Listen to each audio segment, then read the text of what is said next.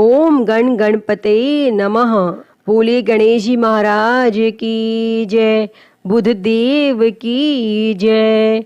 प्रिय भक्तजनों, बुध को बुद्धि का कारण माना गया है, जो कि एक महत्वपूर्ण ग्रह भी है।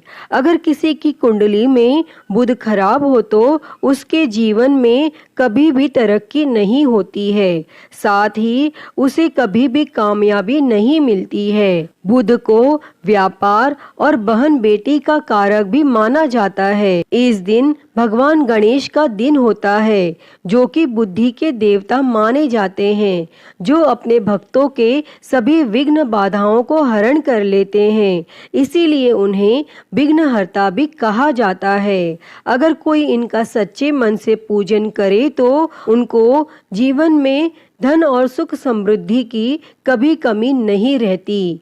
और भगवान गणेश, जिन्हें विघ्नहर्ता भी कहते हैं, उनकी पूजा अर्चना करने से जीवन के सभी दुख दूर हो जाते हैं। और इस दिन व्रत रखने का भी विधान है। अगर कोई इस दिन सच्चे मन से गणेश जी की आराधना करता है तो उसके जीवन के सभी कष्ट दूर हो जाते हैं। तो आज हम इस वीडियो में बुधवार की व्रत कथा सुनेंगे। इस कथा को सुनने अथवा पाठ करने मात्र से आपके जीवन में धन, बल, बुद्धि, विद्या की वृद्धि होती है तथा आने वाले सभी संकटों का नाश होता है। तो आइए सुनते हैं। उससे पहले आप सभी प्रेम से बोलिए श्री गणेश जी महाराज की जय, बुध देव की जय। प्राचीन काल की बात है। किसी ग्राम में एक साहूकार अपनी पत्नी के साथ रहता था।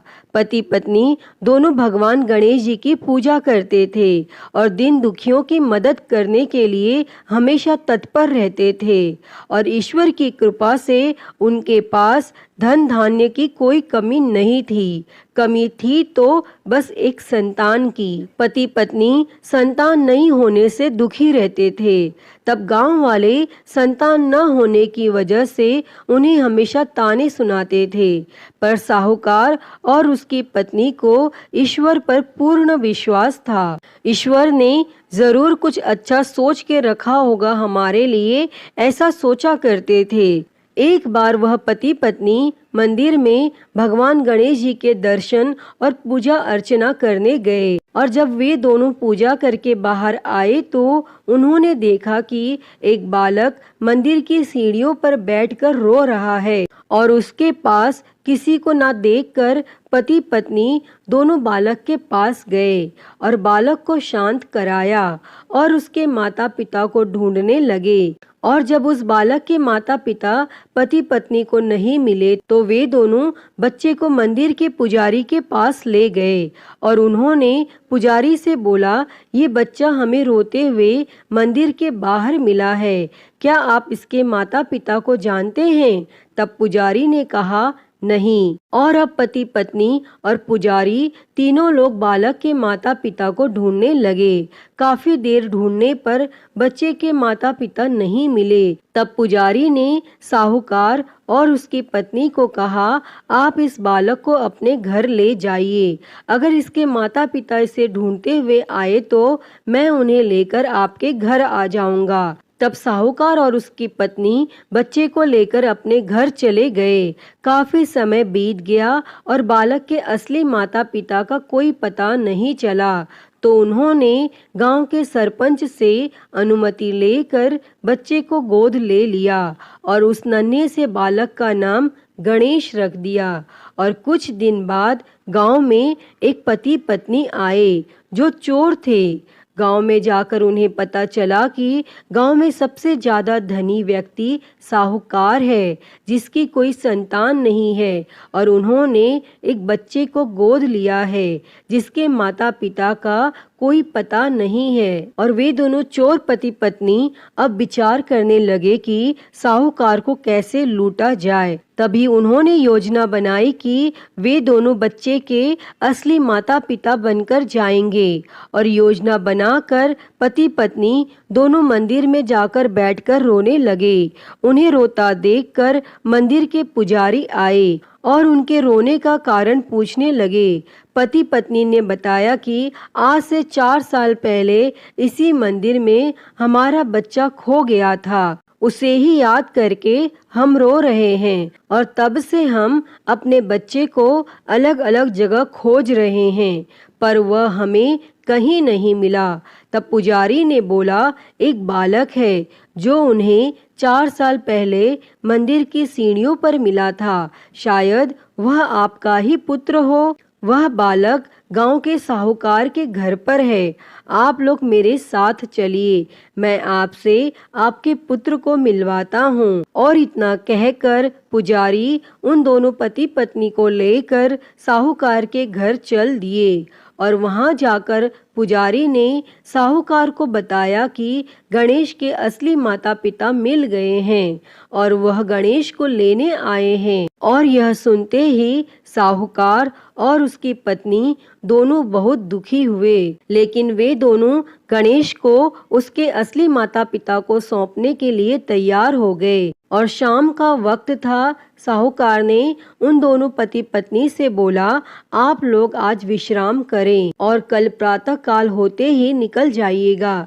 और यह सुनते ही पति पत्नी दोनों खुश हो गए, क्योंकि उन्हें चोरी करने का मौका मिल गया था। और तब रात्रि को जब साहूकार और उसकी पत्नी सोने चले गए, तभी दोनों चोर पति पत्नी उठे और चोरी करने के लिए तिजोरी को तोड़ने लगे। और आवाज सुनकर घर का नौकर जग गया और उसने जाकर देखा तो वही पति पत्नी थे जो खुद को गणेश का माता पिता बता रहे थे।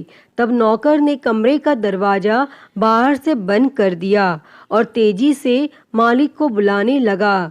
और आवाज सुनकर साहूकार और उसकी पत्नी दौड़ते हुए आए और चिल्लाने का कारण पूछने लगे। तब नौकर ने बताया कि ये दोनों पति पत्नी तिजोरी से चोरी कर रहे थे। और यह सब देखकर वे समझ गए कि ये दोनों गणेश के माता पिता नहीं बल्कि चोर हैं। साहूकार ने गणेश को देने से मना कर दिया और बोले कि चले जाओ यहाँ से। पर उन दोनों धोखेबाज पति पत्नी ने निर्णय किया कि वो अब गणेश को अपने साथ ले जाकर ही रहेंगे। तब पति पत्नी दोनों गांव के सरपंच के पास गए और बोले, साहूकार उनके पुत्र को वापस नहीं दे रहा है। तब सरपंच ने साहूकार और उसकी पत्नी को गणेश को साथ लेकर सरपंच के सामने प्रस्तुत होने की सूचना भेजी और साहूकार अपनी पत्नी और गणेश को लेकर आ गए।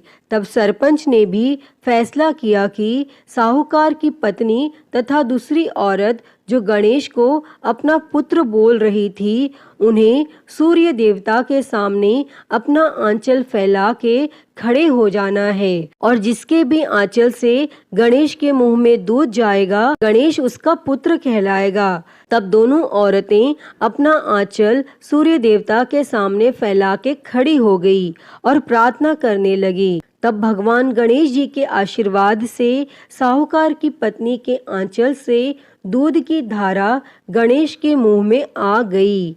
और यह देखकर साहूकार और उसकी पत्नी बहुत खुश हुए और सरपंच ने गणेश को साहूकार को सौंप दिया और वहां खड़े सभी लोग भगवान गणेश जी की जय जयकार करने लगे। अतः हे गणेश भगवान जी, जैसी कृपा आपने साहूकार और उसकी पत्नी पर की, वैसी ही कृपा इस कथा को कहते, सुनते और हुंकारा भरते सब पर करना। तो सभी प्रेम से बोलिए गणेश जी महाराज की जय। गणपति बाप्पा मोरया। प्रिय भक्तजनों, तो मैं उम्मीद करती हूँ कि आपको आज की यह कथा पसंद आई होगी और अगर वीडियो अच्छी लगी हो तो इसे लाइक करें, ज़्यादा से ज़्यादा शेयर करें और कमेंट में गणेश जी महाराज की जय लिखना ना भूलें। और महाकाल भक्ति ज्ञान चैनल को सब्सक्राइब कर नोटिफिकेशन बेल को ज़रूर ऑन कर लें। हर हर महादेव। धन्यवाद।